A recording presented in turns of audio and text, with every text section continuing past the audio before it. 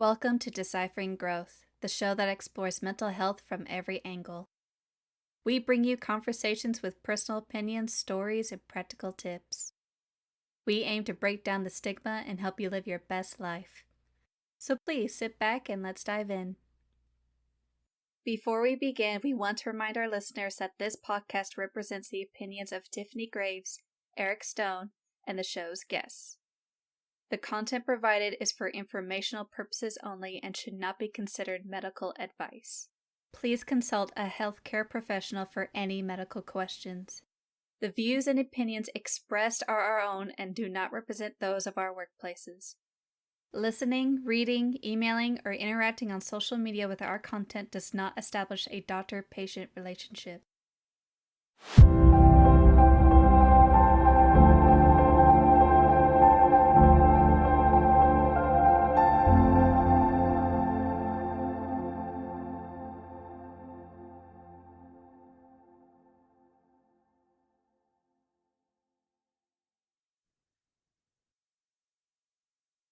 We are back. Hello, hello. We are excited to be here. We are taking a slight diversion with this episode. It is not specific to trauma, but we will say we have worked with many people impacted by healthcare trauma. And I would say the trauma of navigating our healthcare system. So, to Tiffany and I, this is a very important topic. And that topic today is talking about subsidies for the ACA with healthcare insurance. So, it's something that is on many clients' minds. We are recording this about the middle of November. And it's a very stressful time. I don't know about you, Tiffany, but my clients with insurance, like they're stressed. They're stressed about how am I going to pay for this? And we're just talking copays. People who are self-employed, what are they going to do? Because it's significantly more expensive. And to be honest, Tiffany, a lot of our therapist colleagues, they're very stressed right now. They're very, very stressed about how do they have their own healthcare insurance if they're working for themselves. Yeah, yeah. And all transparentness, some of us can't afford it.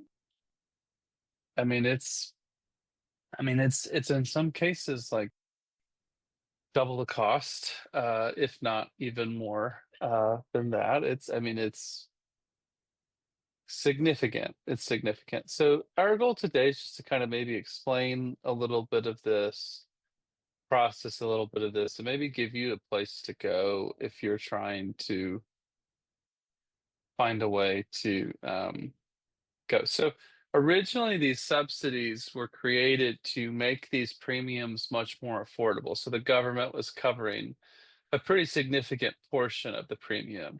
So if you were going to the marketplace to get healthcare insurance, you would be able to find something hopefully that was affordable. Um, Before these subsidies existed, it's much like people are fearing. They were very unaffordable for many, many people. So a lot of folks were just not having health insurance, or not taking. So Tiffany, I don't want to like talk over all this. So anything just as far as setting up the scene of like what the impact of this is. Not good if we want to put it in very strict, blunt, factual places, if that's fair.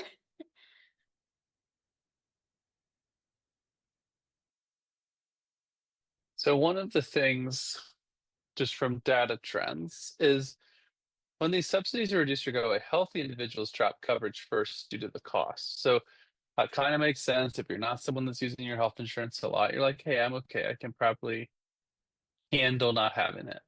Well, that takes out of healthcare insurance from the pool people who aren't using it, which means those who are using it have a higher cost to healthcare insurance companies. I am not here to bemoan that for healthcare insurance companies. What that means is that the cost for those in that pool much higher. So the remaining enrollees are getting more expensive coverage because they are deemed to be more ill, or have more things. And so that ratio spike can even lead to people not covering certain areas, which is kind of scary to think about. So it could lead to someone saying, we're not going to insure Florida. This has actually happened with home insurance, more specifically with hurricane insurance, that it was so unprofitable for insurance companies that they have completely left the region, like completely left it. They will not cover no one in Florida has hurricane coverage anymore. Which is Maybe I shouldn't have said. crazy since that's prime hurricane. It's a huge problem. It's a huge problem. Mhm. Um, if that is the case, typically we see this with maybe healthcare insurance companies pulling out of certain areas or not covering certain facilities anymore. Can have huge impacts. If that happens, that typically leads to those places just shutting down. I will say from a very zoomed out perspective, margins in behavioral health are very tight. It is not a, oh my gosh, there's so much here, I don't even know what to do with it. That's true if you're a solo practice, a group practice, healthcare organization. It's not huge. So the idea that there would be less centers, less therapy, less options, that's challenging. But also, Tiffany, we talk a lot about hierarchy of needs. If you're struggling to pay bills, you're not going to go for mental health care. There are very few people who have the luxury of being able to fully pay out of pocket for therapy or go wherever they would go. That's becoming less and less of a trend, and it will continue to be so if we are facing some of these trends. Yeah, a lot of people are going to have to essentially cut things that help them stay healthy in some shape or form, which is kind of the reverse of what we would hope health insurance helps us to do. But yeah. And it's not just like mental health, like health insurance is a huge safety net for a lot of people to pay for doctor visits and medicines and everything, everything under that umbrella.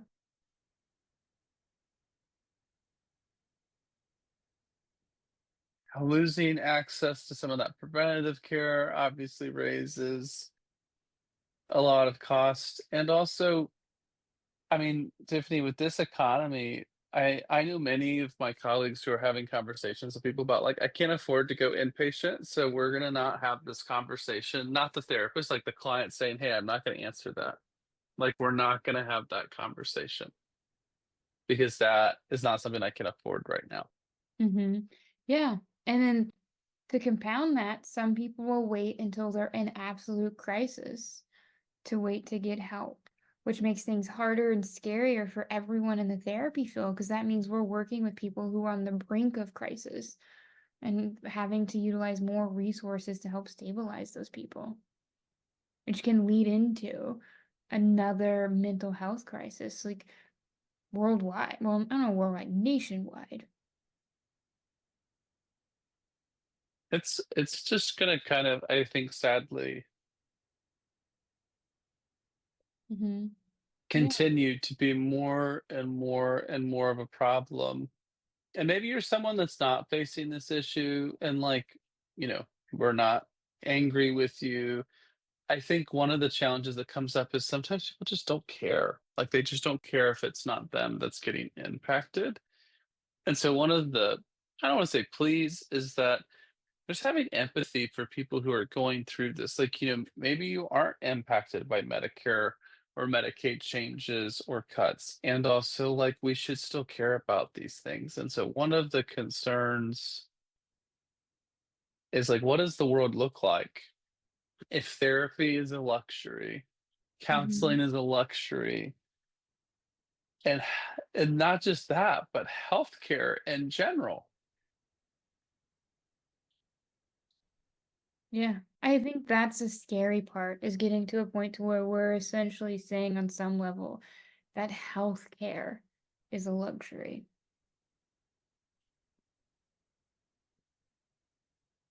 Yeah, I mean, I don't. Tiffany and I always record these live. We've talked about this. I don't normally get upset. Like, as we're doing this, right? Because it's usually like Tiffany, we're on the same page, but like this topic is so upsetting because these changes will kill people. It's not a matter of, Mhm.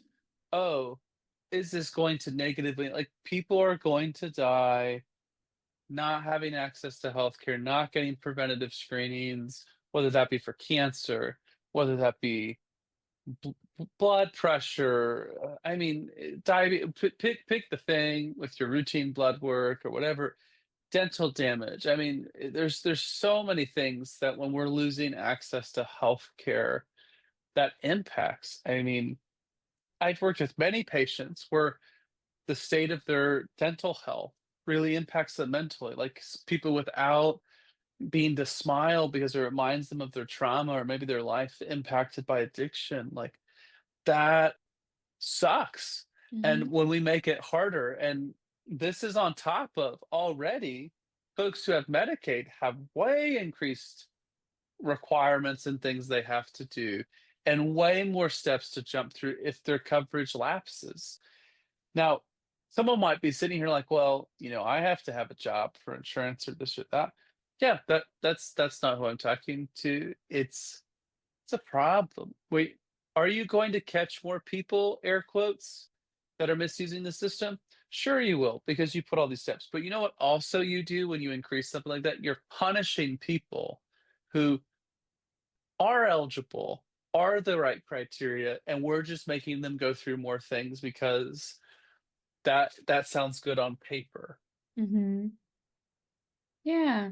And there's that unfortunate cycle that it creates where when coverage feels shaky, people start to worry about affordability. And that stress in of itself can fuel anxiety, depression. It can worsen symptoms of ADHD, PTSD, all of those things. And you're just putting yourself in a constant state of alert and raising cortisol, which just contributes to even more health issues, which just gets compounded on the fact that they don't have health access then. And we are not here to be toxic positivity or gaslighting. If you're someone who's dealing with this right now, I'm so sorry. And I know Tiffany is so sorry that you're in that position. And we are not wanting to be toxic positivity. There's not going to be any part of this episode where we say, don't stress, don't worry. It's your life. It's literally your life. It's literally things that are impacting your life. You can't not be stressed about that. Hmm. Our hope is in having this conversation, we validate some of those feelings and maybe find some things that someone might be able to do to manage some of this. Yeah. And just like putting it out there that like this isn't okay. Yeah, we have to stick up for what is right or wrong. The fact that it even comes to this is kind of scary to me, to be real. That like I'm sitting here and I have prepped legitimately alternatives to healthcare insurance because legitimately I know that there are going to be many people who are not going to have options. So Tiffany always does our disclaimers. She does a wonderful job. I'm going to throw out a disclaimer that we are not your financial experts. We are giving our personal opinion and information, but we are not able to know every single person's situation or what would be eligible. But I do want to present some different information to people. So, and I think that speaks to the state of the world, Tiffany, because I don't think you and I have ever even talked about this because we usually are trying to make things work for people. I'm really biased. I'm going to be real. I have healthcare insurance. I want to use my healthcare insurance. I want people to have healthcare insurance and I want to lower costs for people because that usually means people are able to get in when they need it and then be well. Some alternatives to healthcare insurance would be healthcare sharing. They are usually with a religious base, but these healthcare sharing organizations, they usually call themselves healthcare sharing ministries. So the idea is members pay a monthly share that's pooled to cover medical expenses. So 100 people are in this pool. They all pay a fee each month, and that is spread out to cover whatever cost that is being incurred. Some of the pros is it's usually cheaper It is usually a value-based, so if you find something that connects with your values. The cons would be they're not legally considered insurance, may exclude certain procedures or pre-existing conditions. So not going to be an option for everyone. Some examples of these would be Medishare, Christian Healthcare Ministries, or Samaritan Ministries. Another option that I was kind of looking more into as we were going to record this is direct primary care. They have a really interesting, to me, abbreviation DPC. Usually it's paying a monthly fee, around $50 to $150 for unlimited visits with a primary care physician. The pros are there's no copays or billing hassles. You have direct access to a physician. Cons, it's not covering specialist ER visits or hospitalizations. Any thoughts so far on these ideas, Tiffany? I think they're great options for people that want to utilize something that's outside of a broken system. I won't say that the system in itself is perfect with these other options, but it's something to where like they're at least set up to make sure they're taking care of the people that are like a part of the plan. Yeah. Other options that I should say are, this is still health insurance, so I want to be mindful of this, is going to a high deductible plan with an HSA to pay out of pocket. Uh, this this plan has some risks. So if you're a relatively healthy person, typically this could be one that is helpful. So if it's $7,000 or $2,000, whatever that is, you pay everything up to that point, and then there is coverage in for other things. Or you can save that money. But I will be honest, what we are worried about and what we're talking about today is people losing things like that, going through those things very quickly. So that really probably is not going to be much of a solution for someone, because we are talking about today if someone is worried about having healthcare costs or knowing there's regular fixed healthcare costs, and what does that look like? There are short-term healthcare plans, like temporary coverage for a certain amount of time, lower premiums, usually a faster approval process, but very limited in what they can cover, excluding pre-existing conditions and preventative care.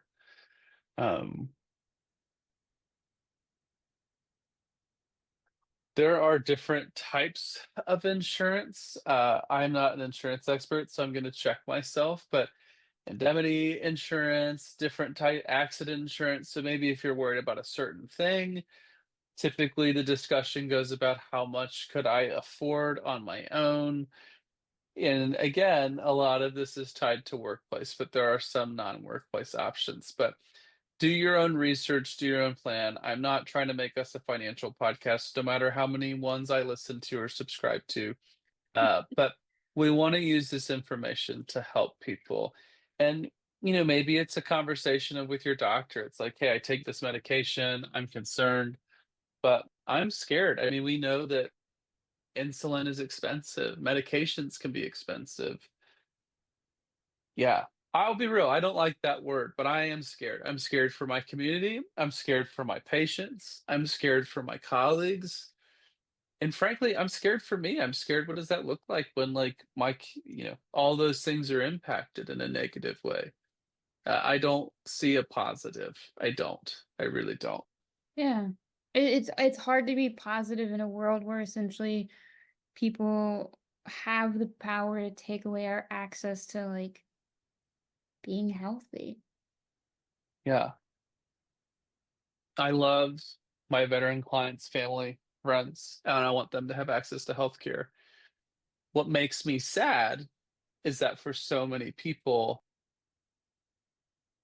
that is one of the few options they feel like they have is, okay, I don't know how I'm going to take care of myself. I'm going to join this organization. Like, I think it's an honor what those folks do, what they sacrifice, what they give up, and they should be very respected. And also, it does break my heart that that is what some of the motivation is for some of them. Definitely not all of them, but like, I don't love that.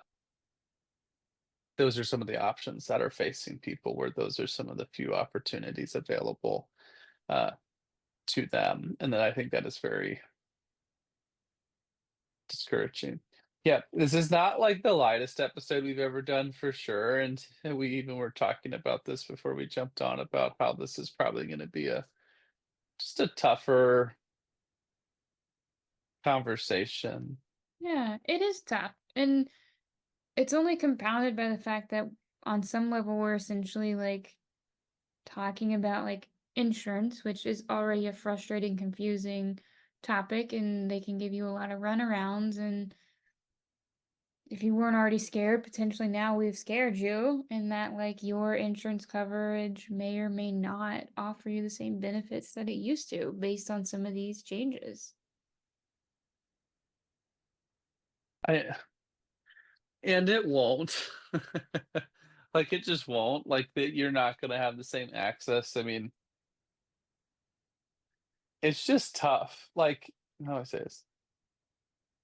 Certain people aren't losing any access. Like, and there are going to be many people who aren't going to lose these things. Not everyone. Like, it's not. There's more and more people, but there's a lot of people who are not going to be impacted by this, and maybe like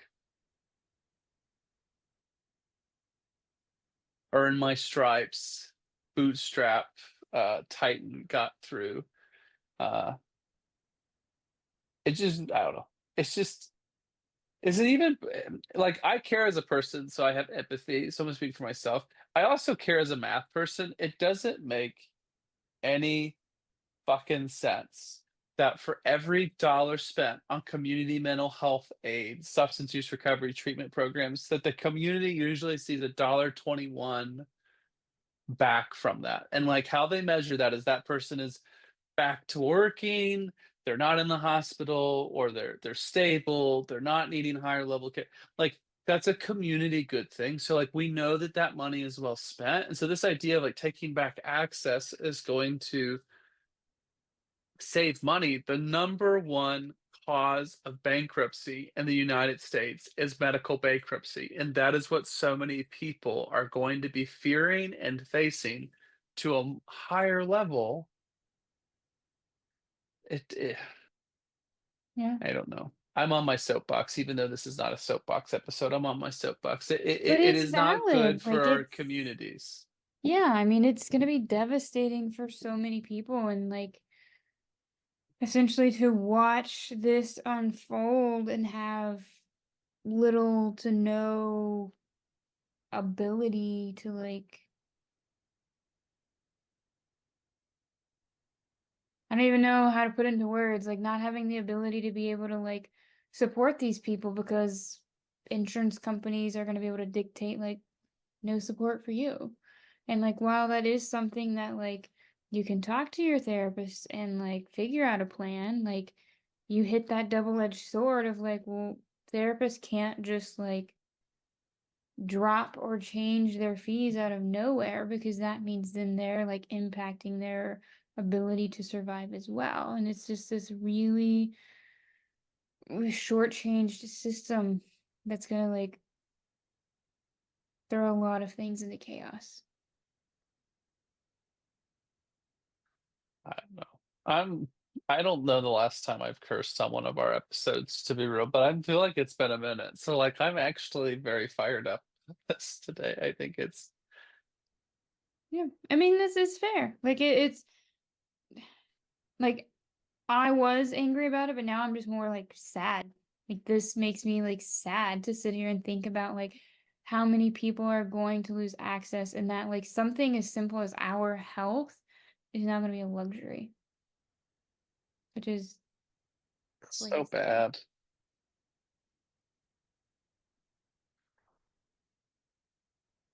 It's really bad. So one thing, we're all in different stages of grief as you sit and listen to us discuss. That's okay too. And also, like, it's okay if you've wanted to pause this conversation or this episode or don't continue. Tiffany, I respect our partnership and our friendship. And also, I have wanted to leave this conversation mentally because it's just, there's no gold at the end of this rainbow, is there? Like, we know what's ahead. We know how this plays out for our folks that we care about. Mm-hmm. It's a So big old pile of poop emoji. It is.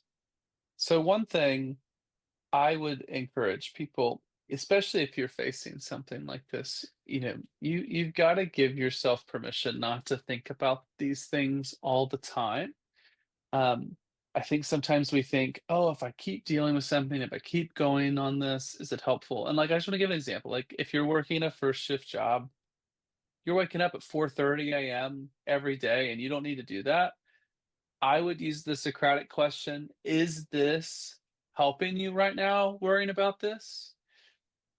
The answer usually is going to be no. And if it's not gaslighting yourself, but giving yourself something to shift your attention.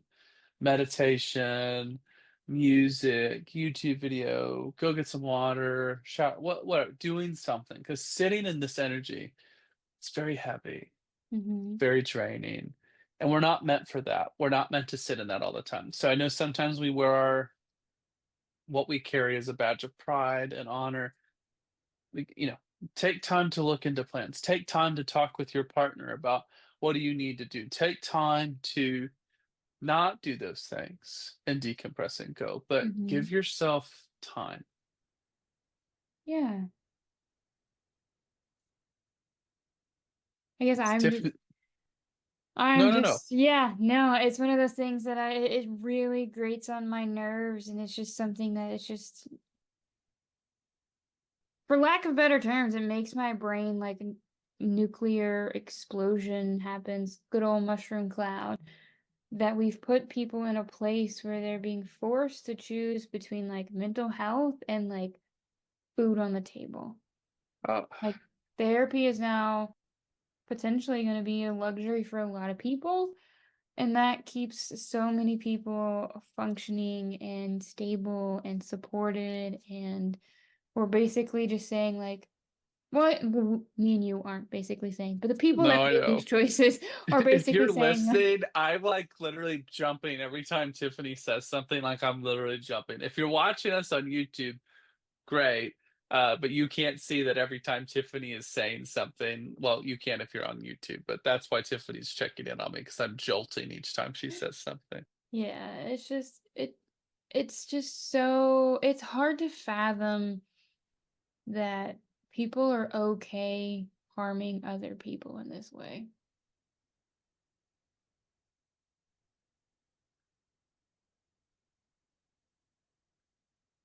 Yeah.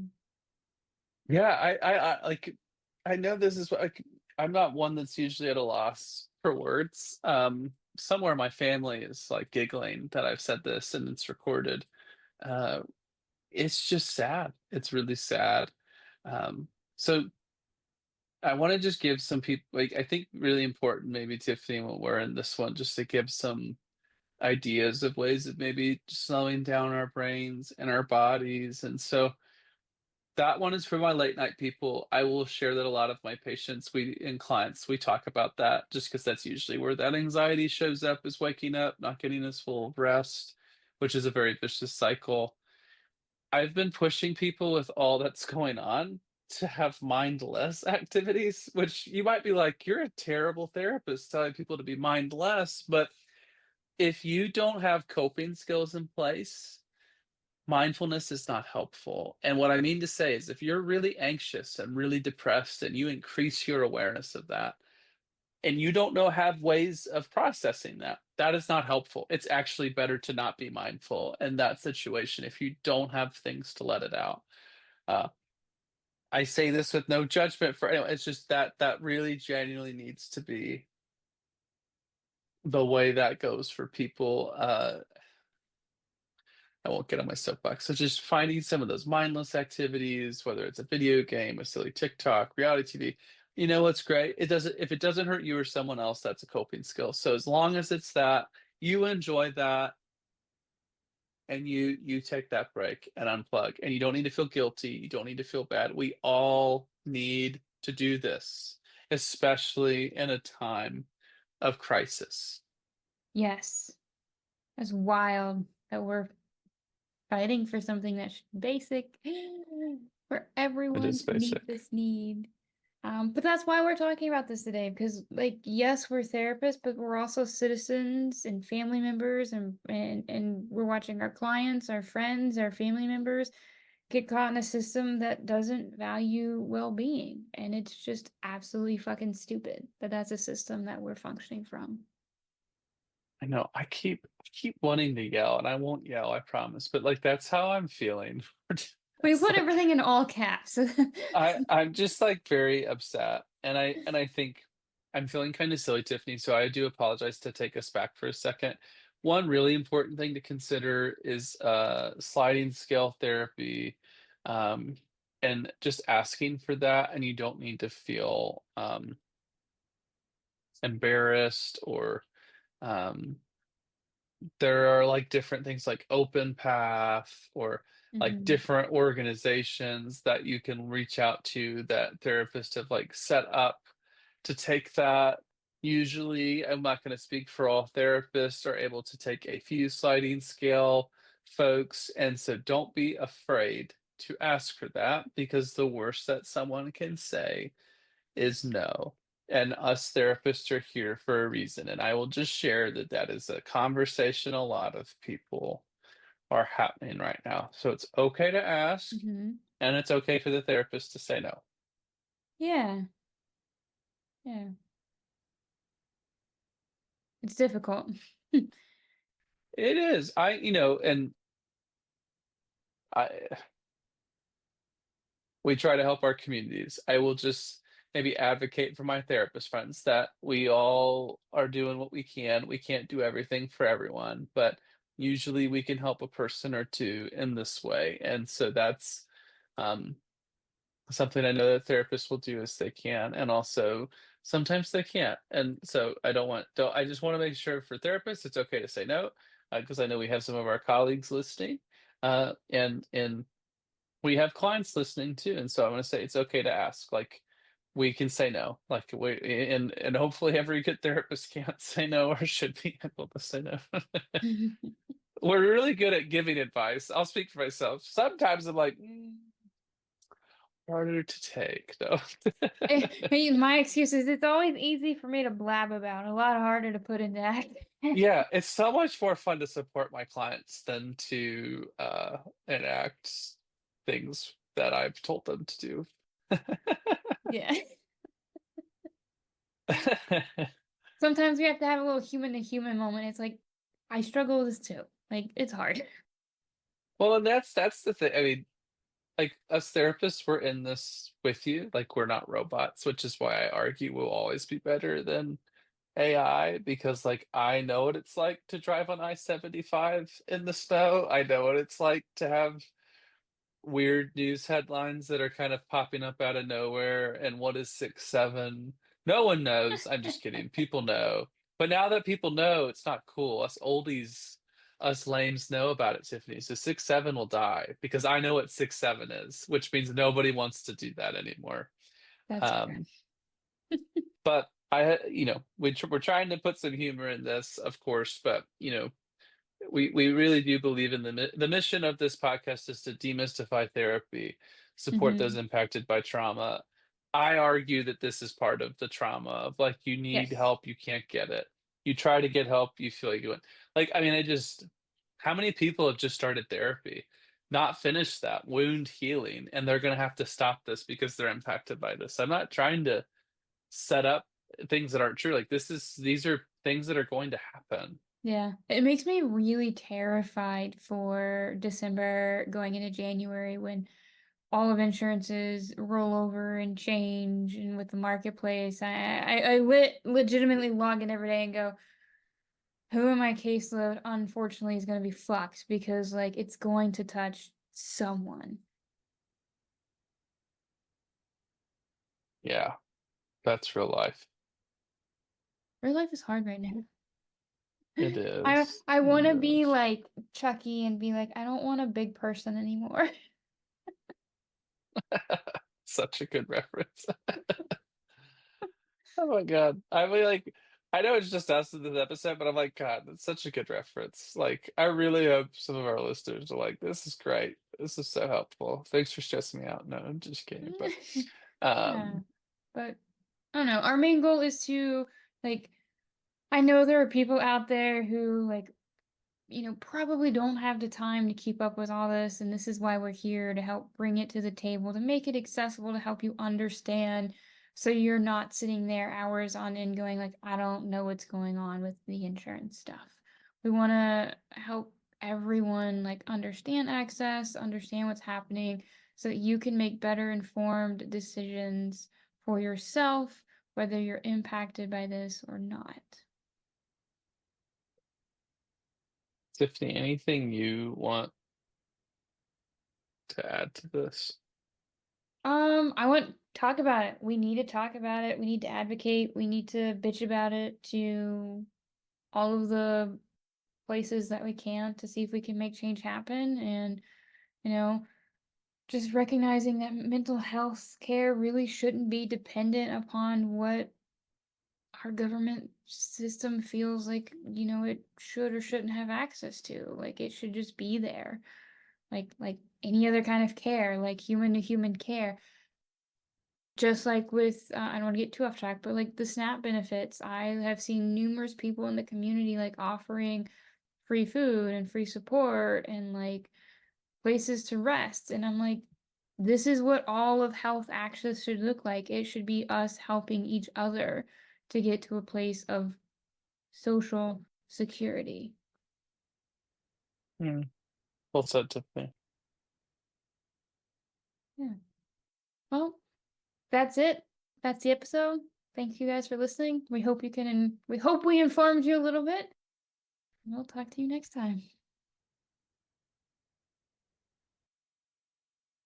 Thanks for tuning in to this week's episode of Deciphering Growth. We hope you found our conversation helpful and insightful. Subscribe to our podcast for more episodes and check out our Patreon for more content. Don't hesitate to contact us on social media if you have any questions or comments. We'd love to hear from you. Until next time, keep growing.